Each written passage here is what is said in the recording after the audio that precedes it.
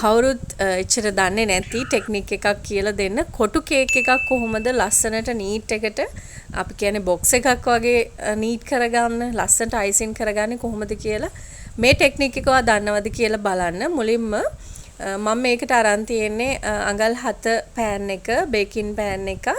ඉතින් මං අඟල් 7ට 7මාරක් වෙන්න මම බෝඩ් එකක් මැනගෙන කපා ගත්තා. ඒ කියන්නේ සමචතුරස්‍රයක්. අඟල් 7මාරේ දෙකක්. ඊට පස්සේ ඒකට බේකින් පේපර්ස් දාලා ඒක රැප් කරගෙන දැන් ඔයාලට මේ පේන්නේ යටින් තියලා තියෙන ඒක බෝඩ් එකක්. මේ තියන්නේ අනිත් බෝඩ් එක. ඒ කියන්නේ සාමාන්‍ය විදියට සෑන්ඩ්විච් කරගෙන උඩටත් මම අයිසින් ලේයර් එකක් ඔයාලා දැක්ක ගා ගන්නවා. උඩින් දැම්ම අයිසින් ලේයර් එක හොඳට මට්ටම් කරගෙන ඊගාව බෝඩ් එක මම උඩින් තියාගත්තා. ඔයාලා දකින්න ඇති මම ඒ ස්ක්‍රේප් එක තියලා ඒක බැලන්ස්ද කියලා බලනවා උඩයි යටයි දෙකම. ඒ වගේම තමයි ඒ වටෙන්ම එන්න ඕනේ අඟල් භාගේ හරි සෙන්ටිමීටර් ගාන හරි බැලන්ස්ද කියලා ඔයා මුලින්ම බලා ගන්න. ඒ වගේම කේක් එකේ බැලන්ස් නැති තැන් වලට ටිකක් බැහැපු තැන් වලට ඔයාලා දැක්ක මම පොඩි කේක් පීසස් තියලා ඒක බැලන්ස් කර ගන්නවා. මේ දැන් දාන්නේ අයිසින් එක සාමාන්‍ය බට අයිසින් එක. මම මේ කලර් එක හදාගත්තේ රොයල් පර්පල් රෙඩ් බ්ලැක් මේ වගේ කලර්ස් කීපයක් එකතු කරලා මේ අයිසින් එක අර අපි දාගත්තු බෝඩ් දෙකේ හොඳට ෆිල් වෙන විදියට අපි දාගන්න ඕන. මම ඒක දාගත්තේ පයිපින් බෑග් එකකින්. ඒක ලේසි. දැන් මේ පේනවා ඇති ඔයාලට අර මම උඩිනුයි යටිනුයි තියාගත්තු බෝඩ් දෙක ගානට තමයි ස්ක්‍රේප් කරන් යන්නේ. එතකොට ඔයාලට පේනවා ඇති මට කඩතොලුත් වෙන තැන් අඩුපාඩු තැන් හොඳට පේනවා. මට ආපහු ඒව ෆිල් කරගන්න පුළුවන්. මෙන්න මේ විදියට කීප වතාවක් ෆිල් කරගනිමින් ඔයාලට මේ බෝඩ් දෙකේ බැලන්ස් කරගෙන ස්ක්‍රේප් එක අරන් ගියාම ඇත්තටම මේක හොඳ විදියට ඔයාලා ලස්සනට ස්මූත් කරගන්න ඒ වගේම බොක්ස් එකක් කරගන්න පුළුවන්. ඒ වගේම මේ කෝනර්ස් හතර ලස්සනට නීට් කරගන්න මෙන්න මේ විදියට ස්ක්‍රේපර්ස් දෙකක් මම පාවිච්චි කරනවා. ඔයාලට පේනවා ඇති කෙලින්ම කේක් එකට අර තියලා නෙමෙයි පොඩක් ඇන්ගල් කරලා තමයි මම ඒක කරන්නේ. එතකොට අයිසින් එක හීරිලා අයින් වෙන්නේ නැහැ. ඉතින් මෙන්න මේ විදියට මේ ලස්සනට ෂේප් කරගත්තන් පස්සේ මම විනාඩි 10ක් 15ක් විතර ශීතකරණයේ තියෙනවා.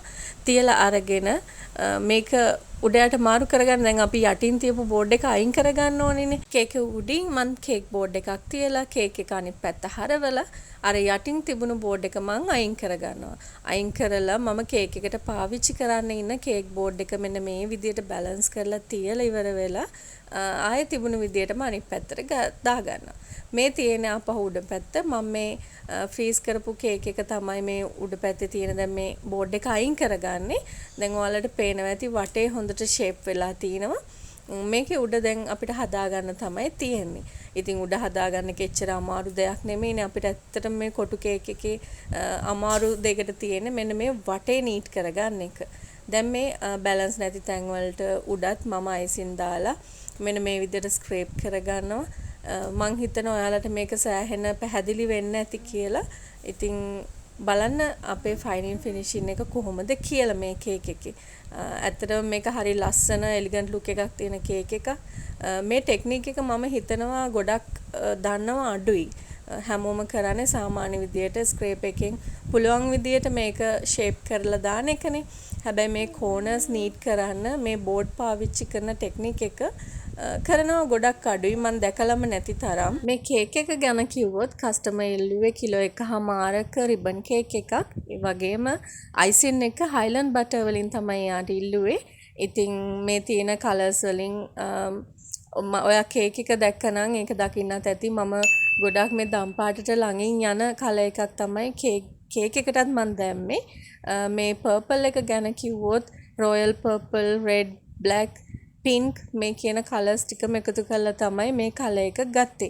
ඒ වගේම දම් පාට වර්ග දෙකකින් මෙතන මේ ෆොක්ස් බෝල් මම පාවිච්චි කරලා තියෙනවා. සමහර ඒ බෝල වලට මම ගෝල්ඩ් ස්ප්‍රේ කරලා පොඩි ගෝල්ඩ් ටච් එකකුත් තරම් තියෙනවා. මෙතනදී ගෝල්ඩ් කලර් එකනොත් මම බෝල්ස් පාවිච්චි කළා.